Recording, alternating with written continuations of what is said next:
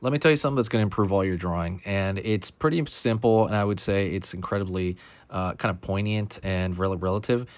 All the drawings that you do, pretty much 90% of the drawings that have ever been done use pretty much the same process. And what do I mean by that? The process I'm talking about is you're essentially starting with some sort of gesture line, right, to kind of visualize what you're doing.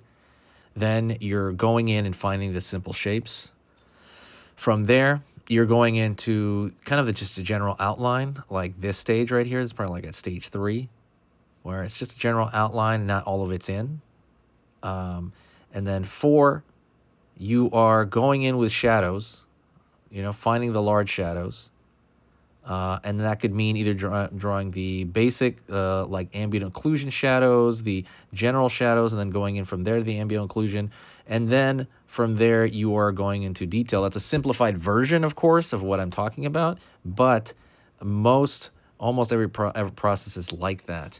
And people that kind of skip the processes in between are usually they learned it that way and they're going in and just kind of have those parts in their head already. So for example, I kind of drew a gesture earlier with this, but I didn't need to draw the simple shapes out that I needed because I've drawn, stuff like this a bunch. So I pretty much just edited that portion of it out. But it is important for you to kind of remember that every drawing starts out basically every single drawing is done in stages, and by that I mean when you start, when you learn. If you were, Kim Jung Gi, obviously he was doing them a little bit differently. He was skipping a lot of steps, and that was the kind of the crazy, wild thing about it. Master that he was. But you and everyone else, but I mean, he pretty much learned that exact same If you saw his teaching process, he pretty much said he thought about structure and all of those things before. They were just all in his head already, which is kind of a pretty amazing thing to do. But they can do that. You can be the same way though for certain things. So now that you know that, you don't have to every time you draw something new. It's not like you're completely drawing something for the first time per se. You're just drawing those simple shapes again in different orientation.